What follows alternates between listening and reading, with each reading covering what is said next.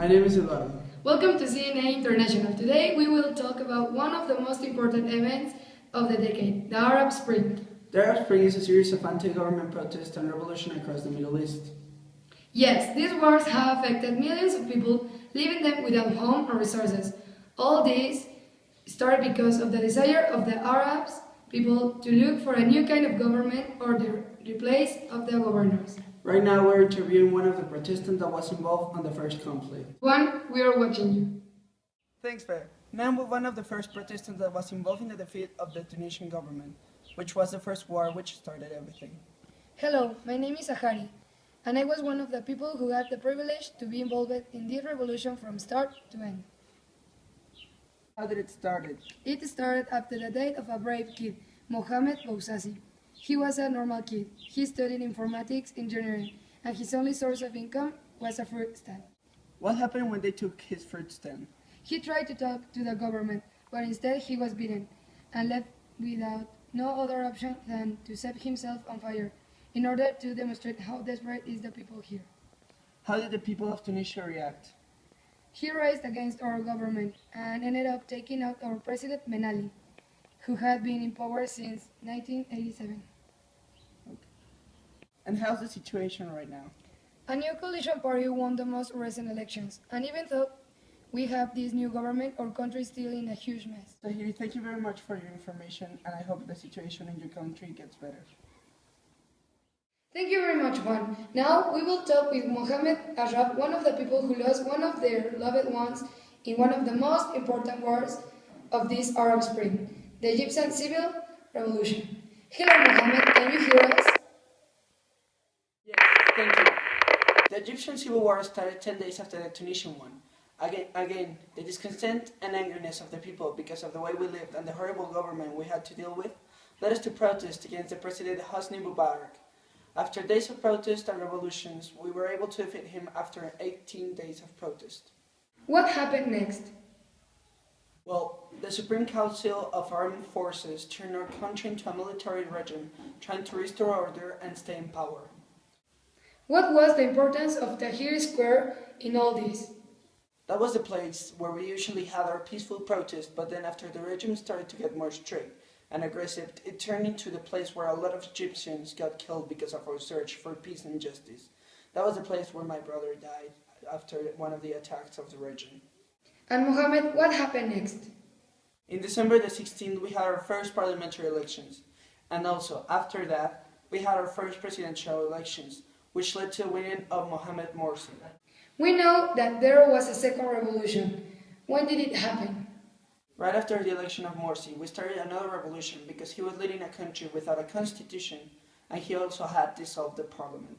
And who is your president right now? After we got rid of Morsi, there were another elections, and we finally ended up with our actual president, Abdel Fattah el-Sisi. Of course, our country was left as a mess, and we're still trying to make it better, but we are hopeful about the future. Thank you very much for listening to us. Thank you so much, Mohammed. We will keep in touch. Thank you so much. Now we will talk about the civil wars in Libya and Yemen. Yemen's leader was Ali Abdullah Saleh, the fourth victim of the Arab Spring. Anti-government protesters of all political colors started pouring into the streets in January of 2011. Hundreds of people died in clashes of pro-government forces, organized by rebels rallies, and the army began to disintegrate into two political groups. In Yemen began to seize territory in the south of the country. The political settlement facilitated by Saudi Arabia saved Yemen from an all-out civil war, and the President Saleh signed the transition deal on the 23rd November 2011, agreeing to step aside for a transitional government led by Vice President Abd al-Rab Mansour Hadi. So finally, the presidential election held to replace Saleh as the new president of Yemen. Rabu Mansour al-Hadi elected and inaugurated. But 6 days ago, al-Hadi was overthrown by Houthi rebels on the 22nd of January. After talking about these three major movements, we will share with you the information of the ongoing war in Libya. This one is the last of the countries which has had its government overthrown till now. That's right. The leader, Muammar Gaddafi, was overthrown and killed by the rebel forces in September of 2011. Conflict spread with the war against anti-Gaddafi rebels and the staff from the International Criminal Court. All of this happened before the country's political forces had even begun to discuss key issues, such as the constitution or regulation of the oil industry. Violence in Libya has its roots in the bloody civil war that ended after the 4 decades of Gaddafi's rule. In the early days of the anti-government uprising in spring of 2011, regular armed forces turned into protesters and took control of the most major Libyan towns, particularly in the east of the country. The situation got worse when barracks and armed depots were looted, and Libya was suddenly filled with weapons. Backed up by NATO, air powers, and Qatar's money, the militias defeated government forces. Commanders of large militias, Abdel Hakim Belha, proclaimed the liberation of Libya, but then they refused to disarm their men, claiming they needed to keep their weapons to protect the revolution. Unfortunately, tens of thousands of heavily armed young men from various parts of Libya descended upon the capital, Tripoli, where rival militias began fighting for power and sources of revenue.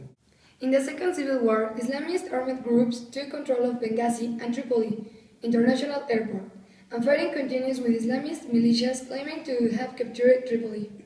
Even today, this problem is still going on, and we hope for the best for this beautiful country. The problem is still going on, and this has been one of the most important revolutions of our times. All this started because of the search of liberty and justice. They lived in a society where not even their rights were respected, with no opportunities to have a better life. They had to start thinking of new and creative ways to search their freedom. We live in a society where every day more governors only care about money and power. We have to start thinking of new ways to make ourselves be heard. Also, we need to start thinking that we are all living in the same country, and we need to respect each other, and start thinking how to develop the country instead of sinking it because of greed and power.